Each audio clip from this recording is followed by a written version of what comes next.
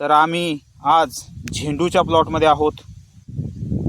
तर आपण बघू शकता ह्या पद्धतीने वाढ झालेली आहे।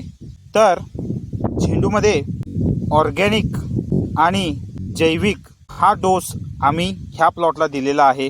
ड्रिपमधून आम्ही 1 एकराला 5 लिटर जीवामृत दिलेला आहे।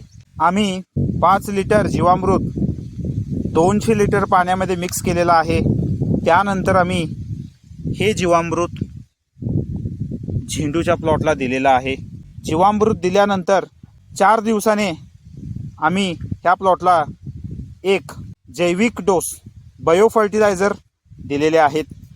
त्याच्यामध्ये NPK बॅक्टेरिया आणि मायकोरायझा हे वापरलेले आहेत आणि त्याच्यासोबत झिंक बॅक्टेरिया हे आम्ही वापरलेला आहे।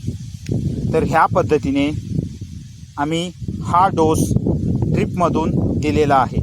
ड्रिप नसेल तर आपण काय करावं की 2 बॅग निंबोळी पेंड, 5 बॅग गांडूळ खत, ह्याच्यासोबत आपण NPK बॅक्टेरिया, मायकोरायझा आणि झिंक बॅक्टेरिया हे सर्व आपण एकत्रित मिक्स करावेत आणि आपण हा डोस ड्रिप नसेल तर मातीतून द्यावा। झेंडू लागवडीमध्ये आपल्याला जास्त उत्पादन मिळण्यासाठी मातीची ताकद जास्त असणं खूप महत्त्वाचं आहे। जेवढी मातीची ताकद जास्त असेल तर आपल्याला उत्पादन हे जास्त भेटतं। मातीची ताकद वाढवण्यासाठी आपण सेंद्रिय, ऑर्गॅनिक आणि बायो फर्टिलायझर जैविक हे डोस वापरावेत। हे डोस वापरल्याने मातीची ताकद वाढते आणि एकदा का मातीची ताकद वाढली तर ऑटोमॅटिकली आपल्याला जास्त उत्पादन मिळतं।